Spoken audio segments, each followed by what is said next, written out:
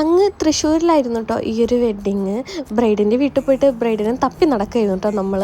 3 പേരെടുത്ത് ചോദിച്ചു. 4ാമതാണ് നമ്മളെ ബ്രൈഡ് വന്നത് കേട്ടോ.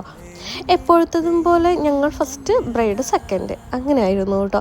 ആൾ കുളി കഴിഞ്ഞ് വരാൻ കുറച്ച് ടൈം എടുത്തു. നമ്മൾ വേഗം വർക്ക് സ്റ്റാർട്ട് ചെയ്തു. എന്നാലും ആൾ പറഞ്ഞ ആ ടൈമിൽ തന്നെ നമ്മൾ തീർത്ത് കൊടുത്തിട്ടുണ്ട് കേട്ടോ. ഗുരുവായൂർ വെഡ്ഡിങ് തന്നെയാണ് ഇതും.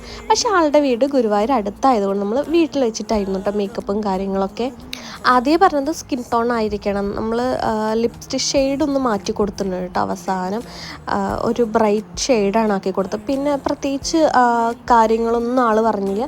ചേച്ചിയുടെ ഇഷ്ടത്തിന് ചെയ്തോന്നാണ് പറഞ്ഞത്.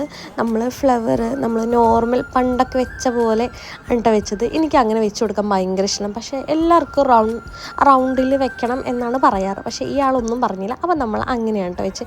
എനിക്ക് ഭയങ്കര ഇഷ്ടമായിട്ട്. അതുപോലെ പച്ച ത്രെഡിലായിരുന്നു മുല്ലപ്പൂവ് കോർത്തിട്ടുണ്ടായിരുന്നത്. എക്സ്റ്റൻഷന് പകരം വാർമുടിയാണ് കേട്ടോ വെച്ചിരുന്നത്.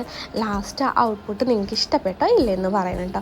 ബ്രൈഡിന് എന്തായാലും ഒരുപാട് ഇഷ്ടപ്പെട്ടു. അപ്പോൾ നിങ്ങളുടെ എൻക്വയറിക്കും കാര്യങ്ങൾക്കും ഞാൻ നമ്പർ അടിയിൽ കൊടുക്കാം കേട്ടോ. ആ നമ്പറിലൊന്ന് കോൺടാക്ട് ചെയ്താൽ മതി.